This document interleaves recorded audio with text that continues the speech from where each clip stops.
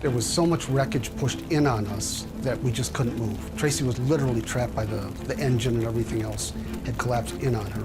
I looked at my husband, and he reached over to try to unbuckle my seatbelt, and then whoosh, he started on fire. I tried getting to him, but I couldn't move. I was trapped. On the night of their 4th anniversary, Dan and Tracy Stadler were fighting for their lives inside their crushed and burning car. They had been hit head-on by a drunk driver who was going the wrong way down the interstate. The driver of the other vehicle was dead. Dan and Tracy were trapped and badly injured. The whole entire car was filled with smoke. I could smell the burning leather. I could smell the burning flesh.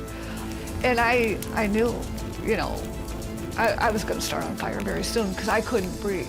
I could feel my lungs burning.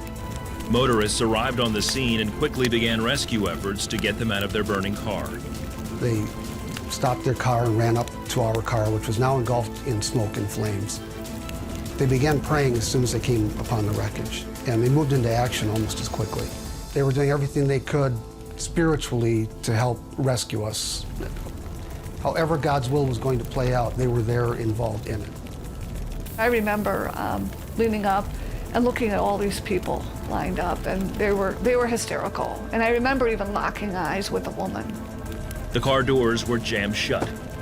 One man pulled on the driver's side door frame until the glass finally broke out. The window then shattered into 1,000 pieces and just kind of fell away. And I was literally on fire at that point. My face, my head, my right side, my right arm, my right leg they were all burning.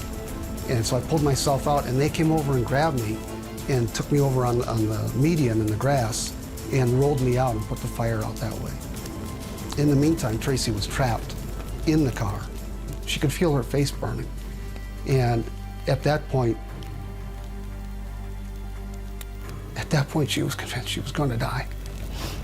I realized this is it. You know, I'm leaving. And so I prayed. I said prayers I never even knew were in my mind. I said, Father, I pray that you forgive me for my sins. You said you have many mansions in heaven, and I pray there's one for me. And I said, please don't let me burn to death. And then I looked up, and there he was. When I say he, it was a person who I knew wasn't of this world. It was a heaven-sent person in an angelic form.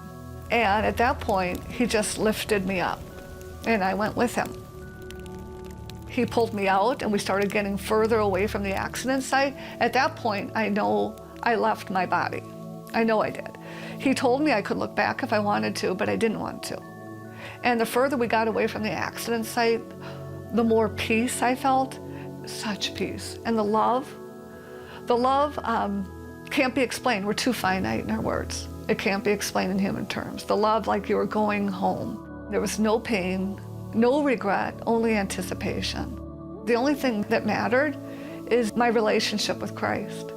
And I felt like I was in the arms of God, of Jesus Christ himself. Tracy says as they ascended into heaven, she saw her grandmother who died when Tracy was a little girl. And I was so thrilled to see her, and she was so thrilled to see me. She knew me, and I knew her right away. And I started to go towards her, and I stopped, and I said, Megan. And that's our oldest daughter, who was 9 months old at the time. And I said, I have to go back.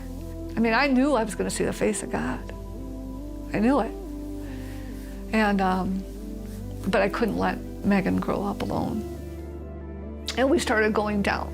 And this was just the opposite of going up. It was hard, it was cold, it was fast, and it was painful coming back. She says her spirit returned to her broken and burned body. At the same time, rescuers saw a man walk out of the woods and up to the car. And they saw him come closer and closer to the car, and he appeared to have a glow about him. And at the same time, there was another man who was behind all of this going on. He was praying fervently for our rescue and our recovery. And he said, just as the angel came upon the scene, he was buckled to his knees because he felt the healing power of Jesus Christ so intensely that it just overpowered and overwhelmed him. One of the rescuers, that's when he was able to free Tracy, and that's when he said, She was just as light as a feather. She just essentially popped right out in his hands. As the angel was there, he bent over her and he put his hands over her face. He took his hands, and I knew he was healing me. And he said, "Tracy, everything's going to be all right." He healed me. He turned and looked and locked eyes with one man in particular. And very slowly and deliberately, he said, "Take care of Tracy." Nobody knew our names at that point. Tracy's purse was in the car, burned up. She was pulled unconscious from the car. I had not been speaking her name. Tracy had not spoken her name. So for him to know her name, it could only have been heaven sent. The man turned and walked back into the woods. Soon after, emergency workers arrived on the scene and transported Dan and Tracey to nearby hospitals. The next several months were filled with pain and difficulties as they recovered from multiple fractures and Dan's severely burned body. But Tracey says the presence and peace of God was with her when she prayed.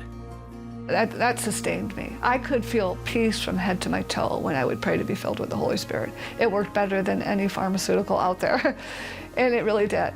And the peace, again, I would be prayed to be filled with peace.